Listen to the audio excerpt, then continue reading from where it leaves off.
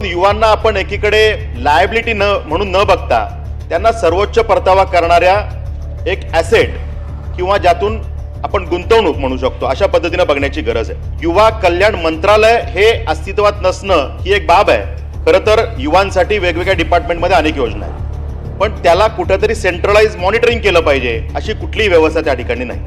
म्हणजे समाज कल्याणच्या माध्यमातून अनेक योजना, SC STच्या माध्यमातून अनेक योजना, त्या ठिकाणी अनेक प्रकारच्या योजना OBC मंत्रालयाच्या माध्यमातून आहेत, पण त्याला सेंट्रलाइज मॉनिटरिंग करणं, त्याचा लाभ विद्यार्थ्यांना मिळतोय का, त्या युवांना त्याचा लाभ मिळतोय का, त्यातली जी प्रक्रिया आहे ती कशी अडचणीची आहे, मग त्या युवांनी त्यांचं म्हणणं कुठे मांडायचं यासाठी खरं तर एक प्लॅटफॉर्म असण्याची गरज आहे। अनेक विद्यार्थी परदेशी शिक्षणासाठी नोकरीसाठी जातात, पण योग्य ज्ञान नसल्यामुळे तिथे जाऊन चुकीच्या युनिव्हर्सिटीत शिक्षण घेतलं म्हणून फसून जातात किंवा तिथे गेल्यानंतर कुठल्या तरी कायदेशीर कचाट्यात अडकतात। जे पण फॉरेन जॉब बद्दल सांगितलं ते मोठा मार्केट आहे।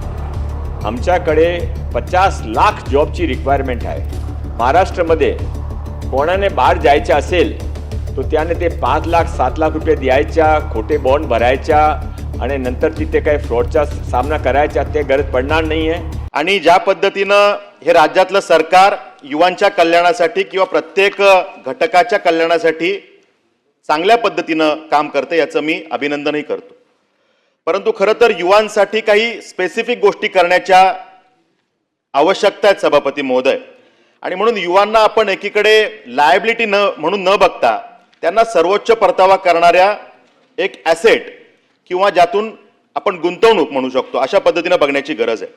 आणि म्हणून जेव्हा आपण $5 ट्रिलियन इकॉनॉमीचं स्वप्न बघतो, त्या दृष्टीने आपण वाटचाल करतो, तेव्हा ज्या युवांची संख्या या राज्यामध्ये 55% पेक्षा जास्त आहे अशा युवांच्या मागे खरं तर काहीतरी निर्णय करण्याची गरज आहे।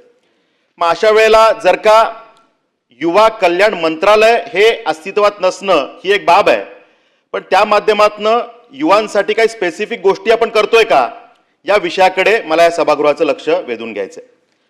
खरं तर युवांसाठी वेगवेगळ्या डिपार्टमेंटमध्ये अनेक योजना आहेत, पण त्याला कुठेतरी सेंट्रलाइज मॉनिटरिंग केलं पाहिजे अशी कुठलीही व्यवस्था त्या ठिकाणी नाही।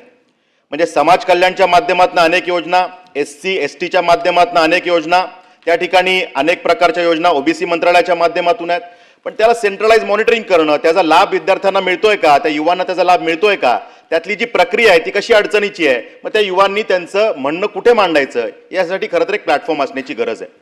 आणि म्हणून ज्या काही अडचणी युवांना सामोरं जावं लागतं, म्हणजे शिष्यवृत्ती मिळणं, त्यातलं ट्रॅकिंगची व्यवस्था नाहीये, या ठिकाणी वेगवेगळ्या डिपार्टमेंटच्या योजनांना कुठेतरी एकत्रित समन्वय केला पाहिजे त्यासाठीची कुठे व्यवस्था नाहीये।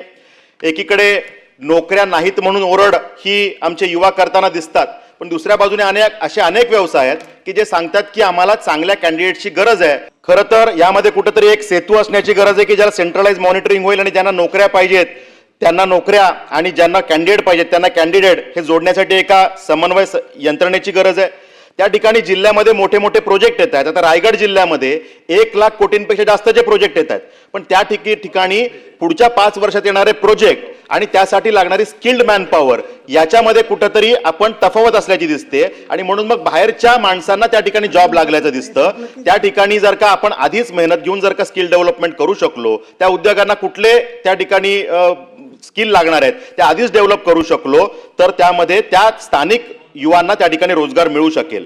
त्यामुळे अशा पद्धतीच्या एका यंत्रणेची गरज आहे। 10वी 12वी नंतर काय, ग्रॅज्युएशन नंतर काय, ह्याच्यामध्ये कुठल्याही प्रकारचं काउन्सिलिंग नाही, त्यामुळे विद्यार्थी कुठल्याही दिशेला त्यांचे बरेच वेळा दिशा भरकटण्याचं काम होतं, त्यामुळे त्या विषयामध्ये त्यांना मार्गदर्शनाची गरज आहे। अनेक विद्यार्थी परदेशी शिक्षणासाठी नोकरीसाठी जातात, पण योग्य ज्ञान नसल्यामुळे तिथे जाऊन चुकीच्या युनिव्हर्सिटीत शिक्षण घेतलं म्हणून फसून जातात किंवा तिथे गेल्यानंतर कुठल्या तरी कायदेशीर कचाट्यात अडकतात।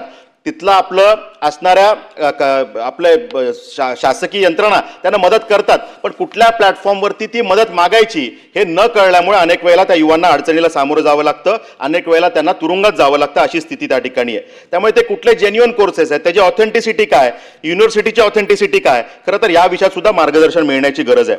त्या ठिकाणी अनेक युवांना नोकरीच्या ठिकाणी अनुचित प्रकार घडतात, अनेक अन्यायाचे विषय घडतात, वेतन संदर्भातल्या अनेक अडचणी आहेत, काही कंपन्या त्यांचे बॉन्ड लिहून घेतात आणि चुकीच्या पद्धतीने त्यांना अडकवतात. त्यामुळे अशा पद्धतीने त्यात कुठंतरी त्यांनी म्हणणं कुठे मांडायचं यासाठी एका यंत्रणेची खरं तर गरज आहे. कला, क्रीडा, सांस्कृतिक या प्रत्येक क्षेत्रामध्ये युवांना स्वतःचं म्हणणं मांडता यावं यासाठी एक प्लॅटफॉर्म असण्याची सभापती महोदय गरज आहे. आणि मग दुर्दैवानं या सगळ्या अडचणीमध्ये आमचा युवा कुठंतरी नैराश्याकडे चाललाय आणि मग त्यातून व्यसनाधीनता हे त्या ठिकाणी वाढताना दिसतं. त्यात सुद्धा काउन्सिलिंगची त्याला गरज आहे. आणि त्यामुळे गुन्हेगारीतली वाढ हे सुद्धा ह्याचंच एक बाय प्रोडक्ट आहे. त्यामुळे यात सुद्धा काउन्सिलिंगची गरज आहे. त्याचं मानसिक आरोग्य यात त्याला सहाय्यतेची गरज आहे. आणि त्यामुळे खरं तर एका खिडकीतून या सगळ्या समस्या सुटणं यासाठी आपण प्रयत्न करण्याची गरज आहे. त्यामुळे माझा स्पेसिफिक प्रश्न सभापती महोदय यात असा आहे की सरकार खरं तर युवांना लायबिलिटी म्हणून न बघता त्यांच्यासाठी काही गुंतवणूक करणार का, आणि त्यासाठी ज्या पद्धतीनं इतर पॉवर असलेले काहीतरी अधिकार असलेले आयोग आहेत त्या पद्धतीनं युवांसाठी युवा कल्याण बोर्ड किंवा युवा कल्याण आयोग याची निर्मिती सरकार करणार का? त्या ठिकाणी या आयोगाच्या माध्यमातून त्यांना विशेष अधिकार देऊन एकाच प्लॅटफॉर्मवरती युवांना त्यांचं म्हणणं मांडता येईल, त्या ठिकाणी त्यांना त्या विषयात न्याय मिळू शकेल अशा यंत्रणेची घोषणा सरकार करणार का? विक्रांतजीने जे काही विषय मांडला त्यामध्ये कोऑर्डिनेशनचा विषय त्यांचा मेन होता. त्याने जॉब हवा आहे, त्याने एम्प्लॉय हवा आहे, पण ते कोऑर्डिनेशन नाही आहे, त्याने माहीत नाही आहे. तो त्यासाठी आपण एक सेंट्रल गव्हर्नमेंट सहयोगातून मॉडेल कॅरियर सेंटर सुरू केलं आहे. आणि त्यामध्ये 2025-26मध्ये 1,12,390 असं लोकांना इंडिव्हिज्युअल गायडन्स दिली आहे. आणि त्याशिवाय मॅडम जे काही नवीन जे मी पूर्वी सांगितलं ते मी रिपीट करणार नाही, पण अजून 2-3 महत्त्वाचे निर्णय माननीय देवेंद्र फडणवीस साहेबांची सरकारने घेतला आहे. आणि त्या स्किलमध्ये फ्युचरमध्ये काय काय स्कोप आहे ते मी सोडाने सांगतो. एक, जे आपण फॉरेन जॉबबद्दल सांगितलं ते मोठा मार्केट आहे. आमच्याकडे 50 लाख जॉबची रिक्वायरमेंट आहे. आता इस्रायल ते युद्ध झाला त्याने सर्व ते एक जातीविशेष लोकांना काढून टाकला. युक्रेनचा युद्ध आला तिथे पण असंही झाला. आमच्या त्याप्रमाणे आम्ही मुंबईमध्ये विद्याविहारमध्ये स्वामी विवेकानंद कौशल विकास इंटरनॅशनल अकॅडमी सुरू केली आहे. त्यामध्ये आपण 6 कोर्सेस ते तिथे सुरू केला आहे. आणि त्याशिवाय महाराष्ट्रामध्ये 6 ठिकाणी आपण इंटरनॅशनल अकॅडमी सुरू केली आहे. आणि त्यामध्ये लँग्वेज शिकवता German, Spanish, Hebrew, Japanese, Korean आणि EV, robotics, advance welding labs या सर्वांचे आपण काम पण सुरू केलं आहे. तो माननीय सभापती महोदय, आपला उद्देश असा आहे की 2 वर्षाच्या आत महाराष्ट्रामध्ये कोणाने बाहेर जायचं असेल तो त्याने ते 5 लाख 7 लाख रुपये द्यायच्या, खोटे बॉन्ड भरायच्या आणि नंतर तिथे काही फ्रॉडचा सामना करायचा ते गरज पडणार नाही आहे. सरकारमार्फत ते जाणार आहे. आणि सरकार न केवळ त्याने भाषाचे शिक्षण देऊ, त्याची संस्कृतीचे पण शिक्षण देऊ आणि तिथे जे जॉब अवेलेबल आहे ते कोऑर्डिनेशनचं काम आपण करू.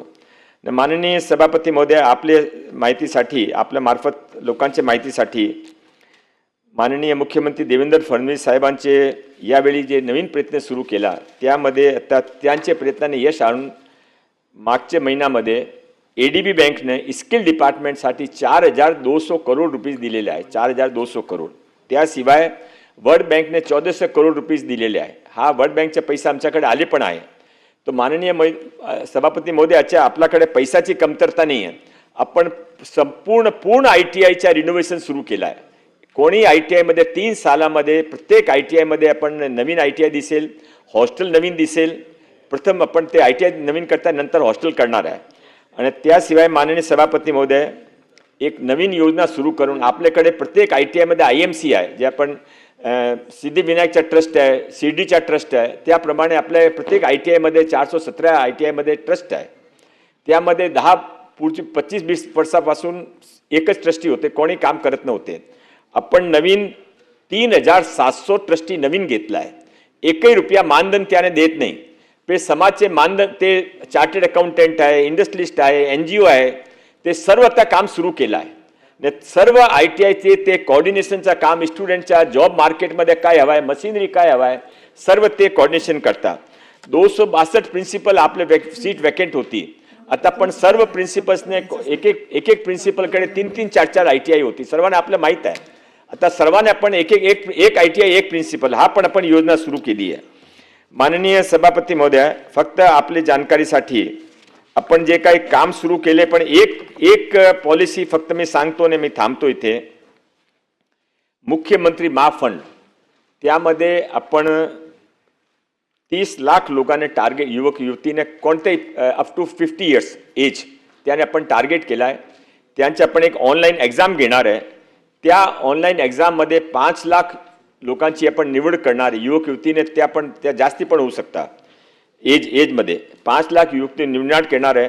ते 5 लाख जे निवड होणार आहे ते फक्त मुंबईमध्ये, पुण्यामध्ये, नागपूरमध्ये असं नाही आहे. ते पॉप्युलेशन प्रमाणे आपण डिव्हिजन केलं आहे. बुलढाणा ते एक तालुक्यामध्ये कमी आले तर सीट वॅकेंट राहील, पण ते शहराचे आपण लोक घेणार नाही. त्यानंतर प्रत्येक ITI मध्ये, प्रत्येक तालुक्यामध्ये आपल्याकडे ITI आहे. तिथे आपण एक इनोव्हेशन सेंटर उभा केला आहे. तिथे आपण त्याच्यासाठी आपण एक गार्जियनशिपचा ग्रुप बनवला 10 लोकांचा, लोकल लोकांचा. ते त्याने काय आवडता सब्जेक्ट आहे, त्याने काय हवा आहे, त्याने रेग्युलर गायडन्स मेंटरशिप करणार आहे. आणि ते 6 महिन्याचे नंतर हा 5 लाख लोकांमध्ये अजून एक ऑनलाईन एक्झाम घेऊन ते आपण 1 लाख मुला मुलीची निवड करणार आहे. पूर्वी त्याने 5 लाख रुपीजचा फंड आपण फक्त 3% मध्ये देऊ आणि नंतर त्याने 5 लाखपेक्षा जास्त 10 ते 25 लाख रुपयाचा फंड रिक्वायरमेंटच्या प्रमाणे देऊ आणि नंतर 1 वर्षाच्या नंतर त्यामध्ये फक्त 25,000 लोकांना आपण स्टार्टअप म्हणून पाठवू पुढे. हा माननीय सभापती महोदय, एक बार हा स्कीम सुरू झाली तो हे जे काही मुला मुली आहेत त्याने रेग्युलर आता पैशाची गरज, पैसा बँक देता, पण त्यांचे मेंटरशिपची गरज आहे. तर मेंटरशिपची गरज आहे आणि इन्फ्रास्ट्रक्चरची गरज आहे. एक गावाच्या मुलाने काय करायचं, कुठे करायचं, 10-12 खोलीमध्ये राहतो. तर म्हणून आमच्या ITI मध्ये त्याने आम्ही जगह देणार आहे. तिथे टीचर पण देणार आहे. प्रत्येक ITI मध्ये माननीय सभापती महोदय यावेळी आपण एक टेक्निकल डायरेक्टरचे अपॉइंटमेंट करणार आहे. आमचे एकही ITI मध्ये टेक्निकल डायरेक्टर नाही आहे. जे आपले टेम्पररी लोक होते ते टेम्पररी लोकांना सर्वांना आपण परमानंट करण्याचा प्रोसेस सुरू केला आहे. 800 लोकांचं सिलेक्शन पण झालं आहे. माननीय सभापती महोदय, आपण माननीय मुख्यमंत्री देवेंद्र फडणवीस साहेबांच्या यावर फार लक्ष आहे. त्यांच्या नेतृत्वामध्ये आपण आमूलचूल परिवर्तन करत आहे. 2 वर्षामध्ये आपण नवीन दिशा दिसेल. आपल्या परिसरातील बातम्या आमच्यापर्यंत पोहोचवण्यासाठी स्क्रीनवर दिलेल्या क्रमांकावर संपर्क साधू शकता. दूरध्वनी क्रमांक 8652414343.